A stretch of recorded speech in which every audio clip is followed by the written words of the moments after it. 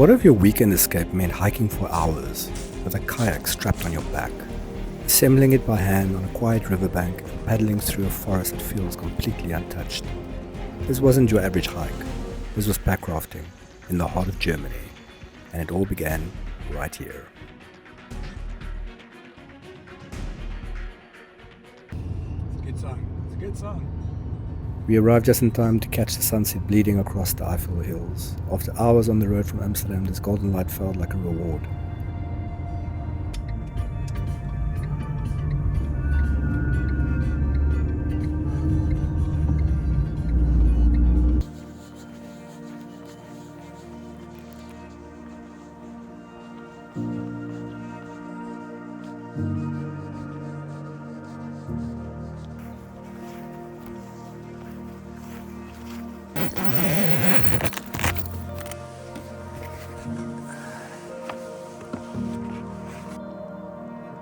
Cups, towels, some bed, and a plot.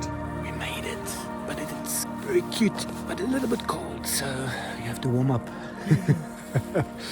But it's proper glamping, and yeah, it's going to be a nice couple of nights stay here. Loving it.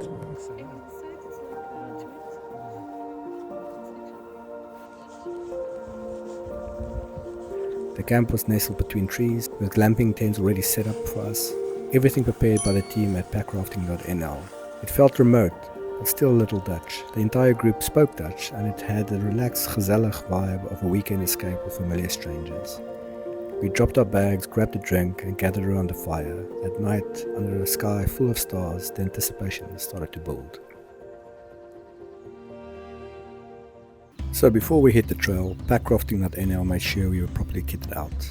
And by properly, I mean we were handed a full bag of mystery gear and a quick tutorial that felt somewhere between a Rai workshop and an IKEA assembly challenge. The plan: hike 16 kilometers with all our gear, stop mid-route, inflate our kayaks, paddle 3 kilometers on the river, and return to the camp by foot. I wasn't sure if it would be more of a workout or an adventure. It turned out to be a bit of both. They gave us everything: a packraft, paddle, pump, life vest, dry bags, straps and maps, basically turning us into inflatable adventure machines. Honestly though, they nailed it. Instructions were clear, the gear was high quality, and they even threw in a proper breakfast to fuel us up. It was one of those rare moments where you realize, oh wow, this is actually happening. We're about to hike through a forest, carrying a boat, to paddle down a river, and end the day by a fire. Let's go. Day one of packrafting in the Eiffel National Park. Today doing 16 kilometers of hiking and about 3 kilometers of kayaking. Everything's on the back, so at some point we'll need to assemble the kayak and brave the open waters. It's lots of fun. Let's do this. Yeah.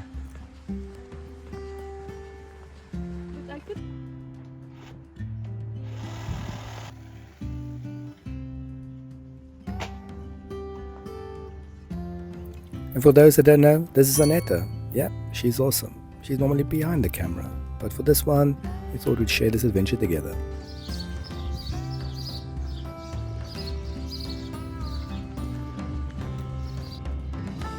Almost thought this is a real cat.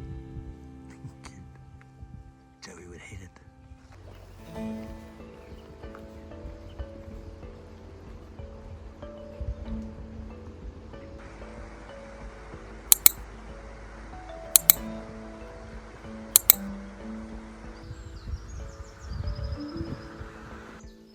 The trail started off like most trails do, a peaceful green and just a little too much uphill for how early it felt.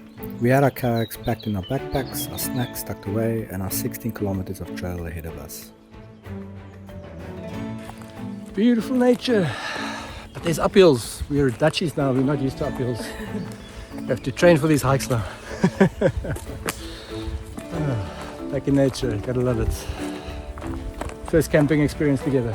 With glamping, a bit cold, a couple of spiders. Lots of fun.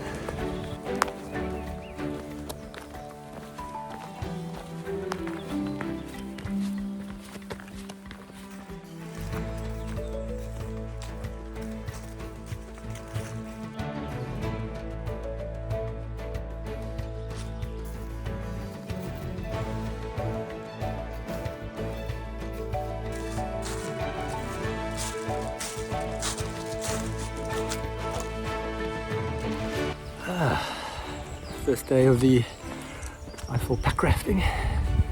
Oh, it's amazing to be back in nature.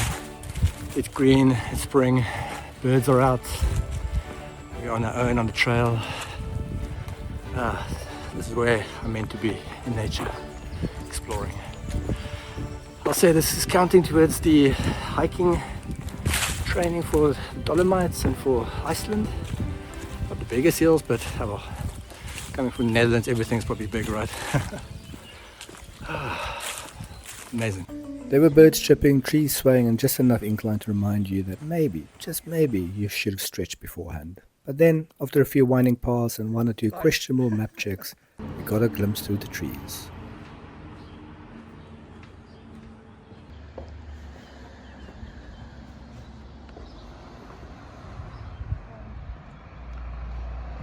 Welcome to Heimbach. Tiny town, big castle, more charm than a Wes Anderson film. It's got everything: cobblestone streets, medieval vibes, tinder-framed houses, and that one guy who always seems to be sweeping outside his cafe. Apparently, Heimbach is famous for classical musical festivals held in, wait for it, an old power plant. So yeah, violins and voltage. We're in a small little town, no idea what the name is, on a Friday afternoon. And we are on a hunt for a coffee. Got to find a cafe that's open. In Germany it seems to be problematic. Last week in Winterberg as well. Now here in Eiffel, the hunt continues for coffee in a bakery. We might be successful here. Let's see. I think we are successful. We found the terrace. Woo-hoo.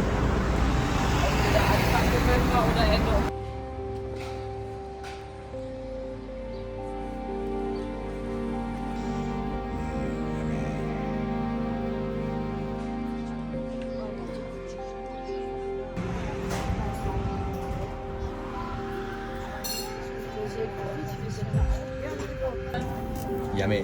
This is what you call a lunchtime. When in Europe, right?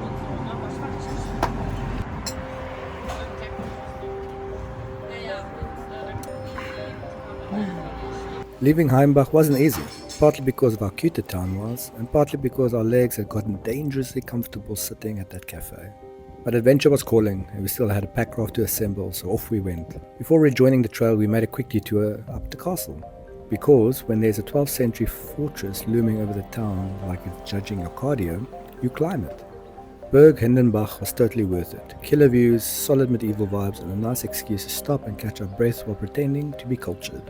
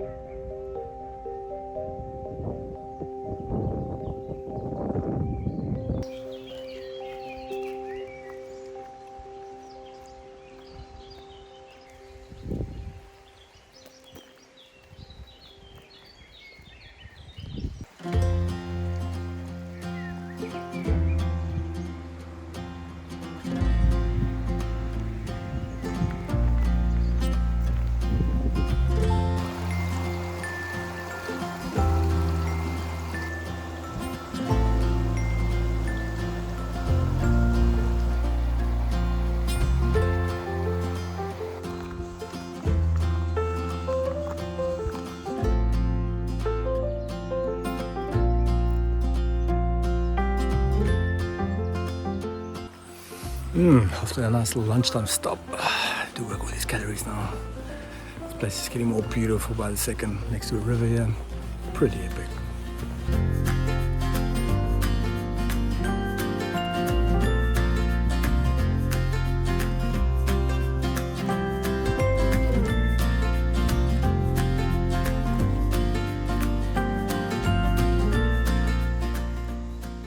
After that, the trail got a little bit more rugged. More trees, fewer people, and the occasional internal monologue of, whose idea was this again? But it was peaceful, a kind of deep quiet you only find in forests. And we knew that somewhere ahead the river was waiting, and we'd finally get to trade those boots for paddles.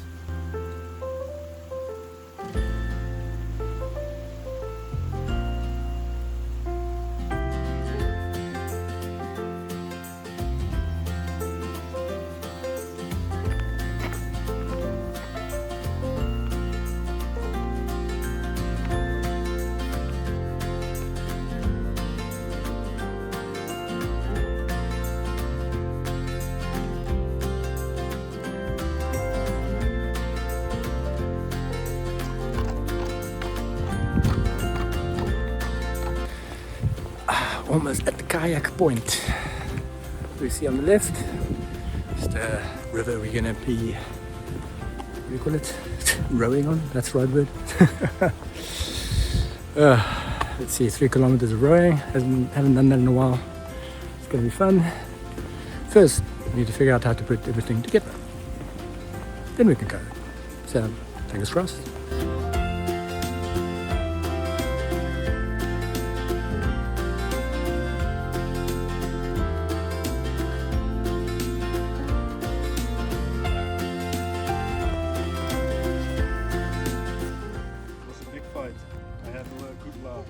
Thank you that you guys put the canoes up for us. We appreciate it. That would be, it would be really funny that you jump in one of the little pedals. Eventually we reached the launch point, a quiet little riverside spot that felt like it's been waiting there for us for ages.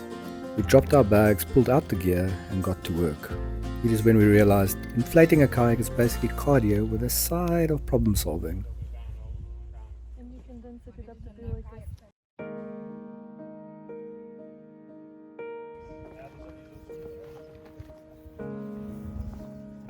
Everything was going fine until one of the valves decided to, play up a bit. It was on holiday. No matter how hard we pumped, the air just wasn't staying in.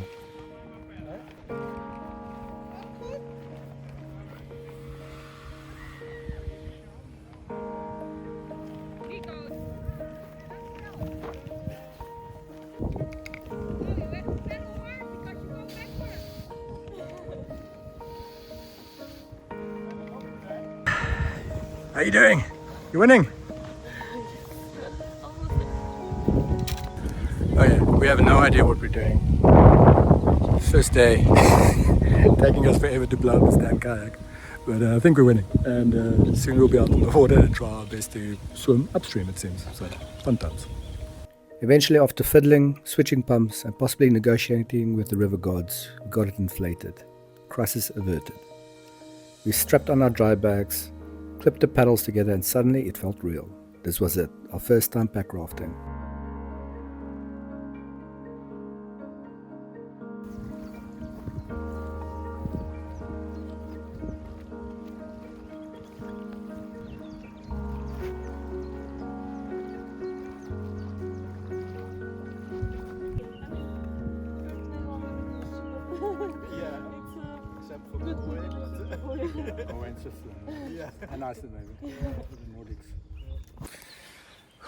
Here's our canoes in the water. It was a mission. Valves not working properly, air just coming back out. Yeah, clearly we do not know what we are doing, but we are winning. Having a quick lunch and then we'll hit the water. It's getting nice and warm right now. How are you feeling? The kayaks are still there.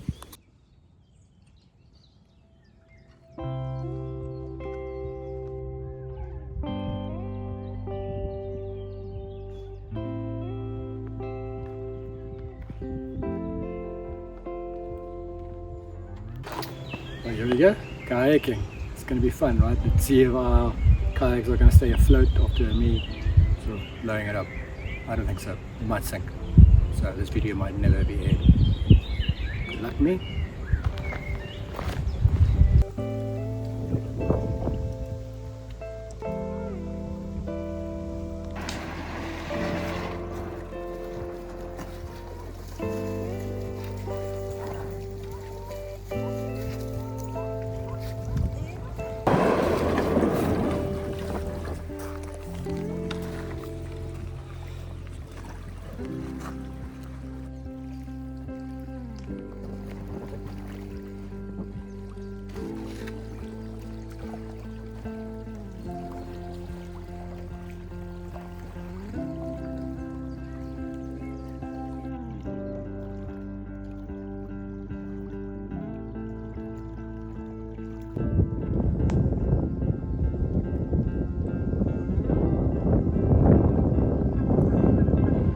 Fun. It's already drifting me to the shore, so I have to paddle hard. So, game on, game on. Once we pushed off, everything just slowed down. There's something surreal about floating through a forest. No cars, no people, just birdsong, paddle strokes, and the occasional gust of wind that really made us earn those downstream moments. Some sections were calm and smooth, others, let's just say the wind had opinions, but we took our time, paddled steady, and tried not to crash into anything expensive looking. Getting out of the kayak was graceful. If your definition of graceful includes slipping and trying not to fall face first onto your dry bag, we laid everything out in the sun to dry, a field of inflatable chaos, and cracked open a cold beer while the last light of the day warmed the river.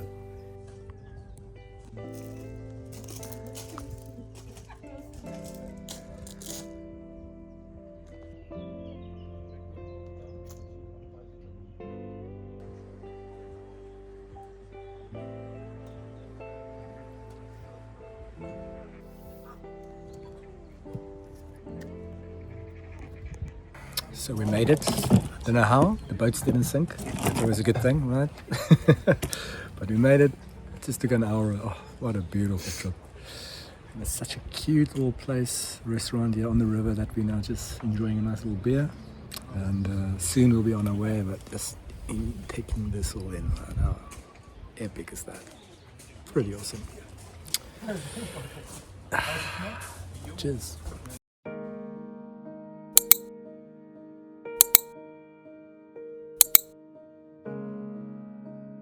We made it back to camp just after sunset. Tired legs, muddy boots, and that perfect mix of exhaustion and satisfaction you only get after a full day outdoors. A warm shower never felt so good, and neither did that first sip of whiskey under the stars.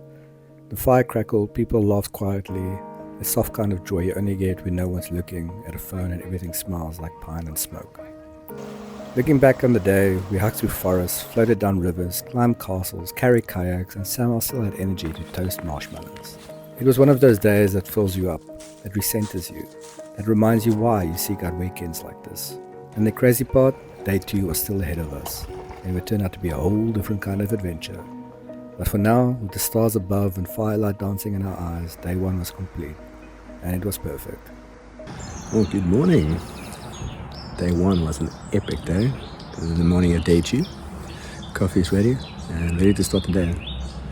They switched it around, so today will be the bike rafting. So a bit of cycling, a bit of rafting again. Yeah, it's gonna be fun. I think it's gonna be double the length of yesterday's rafting.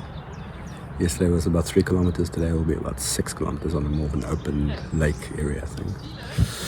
So yeah, a bit bright out here now, but looking forward to it. And this is really a good way to get back into nature and get preparing for the Dolomites later this year. Haven't cycled in a while, so a bit interesting. Haven't really mountain biked much in my life, so it's gonna be fun. I think it's gonna be about 36 kilometers of mountain biking.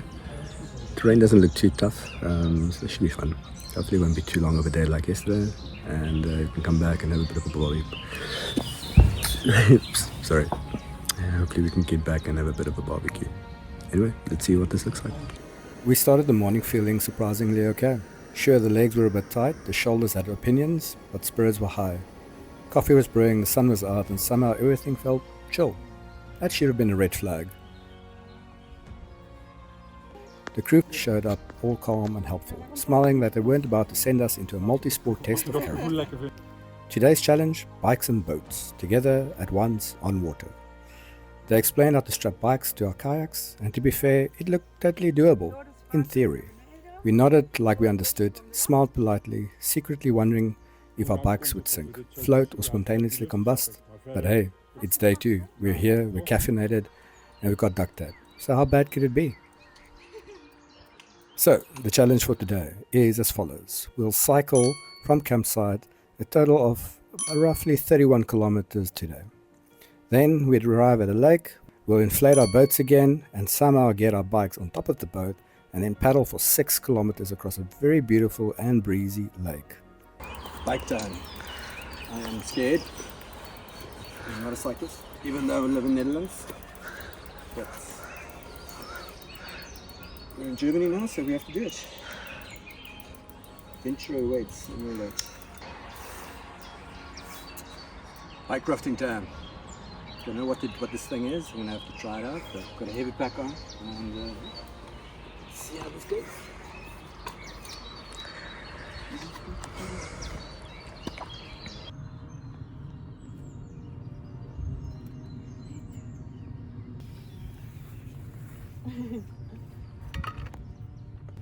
So we set off, me, a bike, a dry bag the size of a small human, and a growing awareness that I may have wildly overestimated my cycling fitness.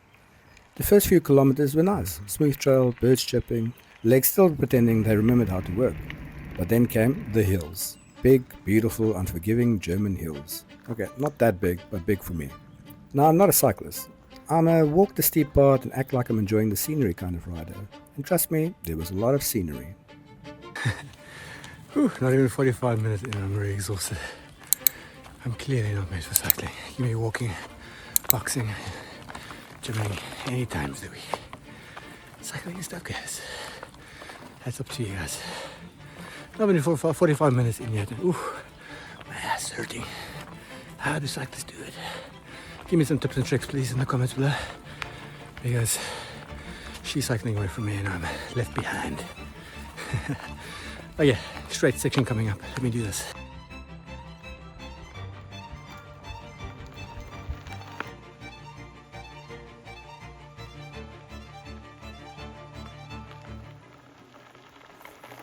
The pack made things interesting. My shoulders were fine, my legs were okay, but my butt, my poor, innocent, saddle-hating butt, was absolutely not having it. There may have been some groaning, there may have been some bike pushing, there may have been a quiet moment where I considered selling my soul for a gel seat.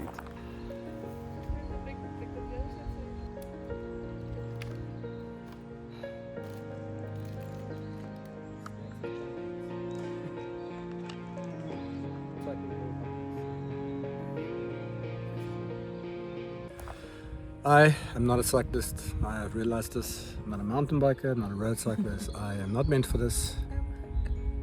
Yes, I am a hiker.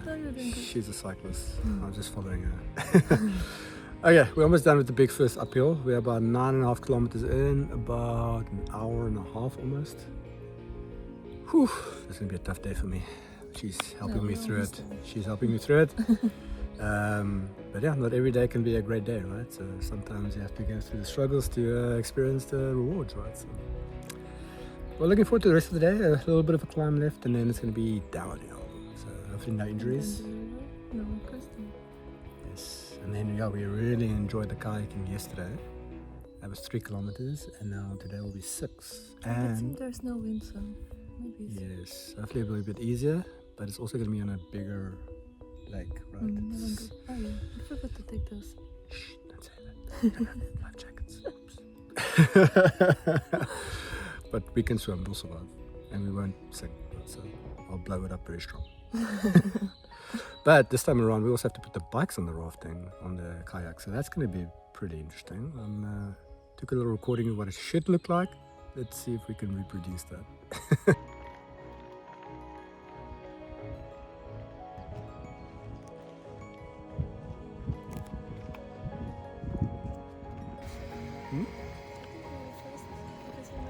After what felt like about 237 gentle uphill climbs and one slightly terrifying downhill sprint, we finally rolled into the kayak point. It was a beautiful lakeside spot, sunshine, boats bobbing in the distance, family eating ice cream. The kayaks came out, the pumps came out, the sweat came out. We let the boats cool down in the water, which apparently helps them not explode. Good tip. And while they acclimatized, we did what any rational, semi-exhausted humans do. We ate lunch. It was simple: bread, cheese, apples, and a sense of impending doom. Because next we had to put our bikes onto these rafts. 22 kilometers on a bike. Ugh, my ass is sore. But kayak is blown up. I can figure out how to get that. It'll be tricky. So yeah, let's get this started. I wish me good luck. Hopefully I can get this done. Eek.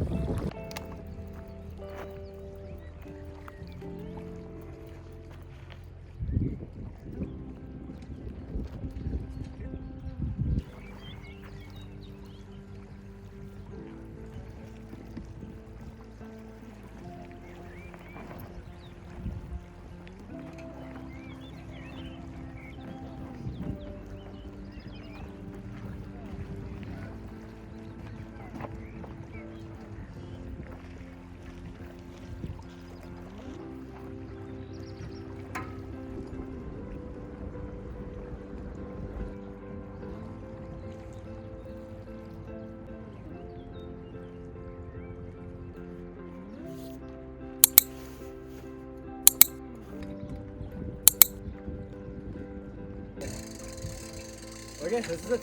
Good luck and Godspeed.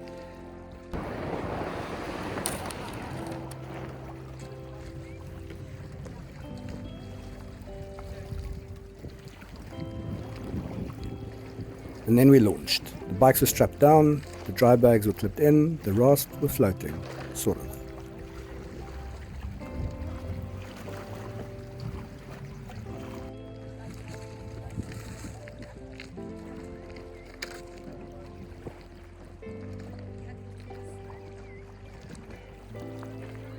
Well, see how it goes. There she goes. And for the first few minutes, it was lovely. The sun was out, the lake was calm, we were paddling through postcard territory. Sure, the bikes made the front of the kayak look like a floating junkyard. We're fishing now.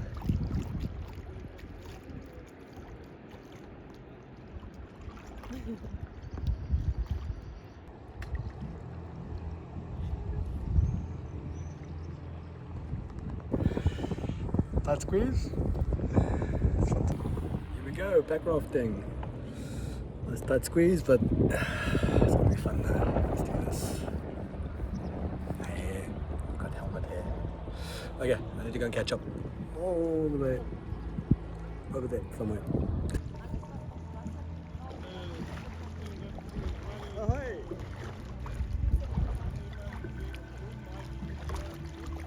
Good luck and Godspeed.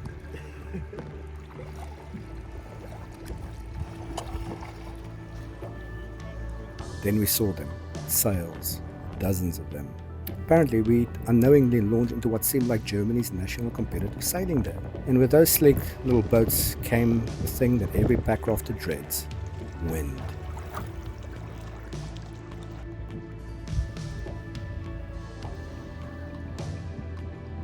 We tried to keep our line, we really did.